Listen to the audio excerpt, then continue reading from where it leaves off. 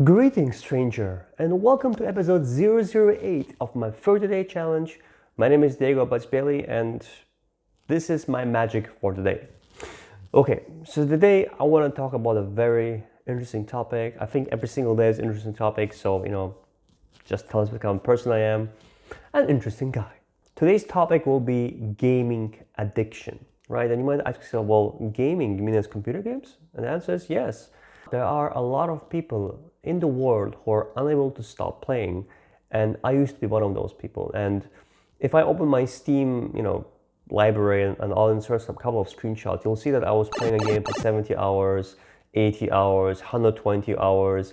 And the thing with games is that they seem initially so innocent. You'll just play 5 to 10 minutes, just a little bit to relax. And before you know it, you'll spend 200 hours on it. The problem is that the person who is playing it knows this is not good. They know that they want to change their life, but they can't. And the reason why they can't is not because they have weak willpower or just stupid. No, the games currently and before today have been designed in such a way to grab your attention.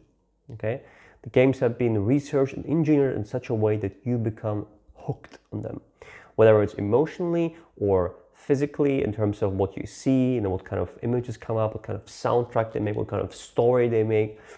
Very smart people are working day to day to make sure that these games are being very engaging for you, so you can pay more and play more, right?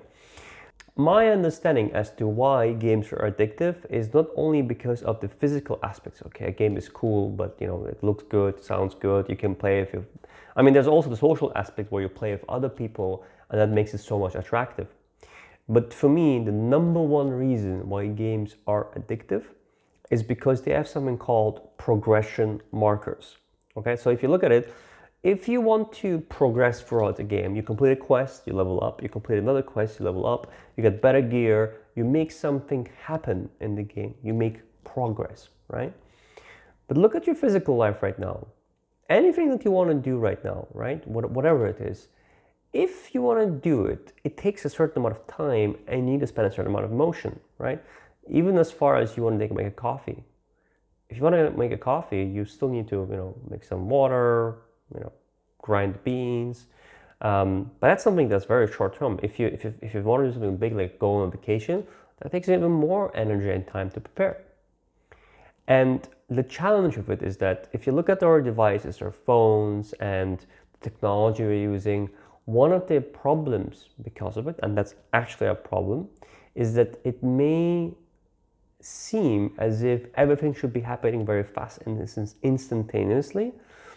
And the gaming environment reinforces the same cognitive thought pattern, okay? It makes you feel that you have done something significant in a short amount of time in a game. And it makes you really relaxed because of that. You're like, ooh, I'm dominating, I'm winning in this, right? And that's why people close their eyes about their real life. And I'm very empathetic to that because, 1,000 hours of gaming, maybe more. And I had to pay the price for it. One of them was sleep. One of them was what I've achieved in life.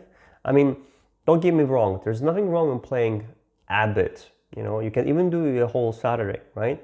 But when it becomes a daily activity and it consumes you, that's the problem. The problem is that the person who does it doesn't really realize it, right?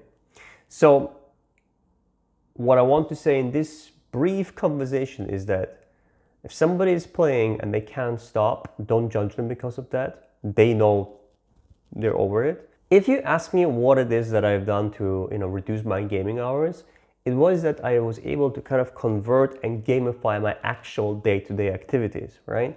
And in such a way that I wrote like a daily journal of what it is I'm doing and how I'm trying to physically power up this current character I'm using. In this case, it's myself.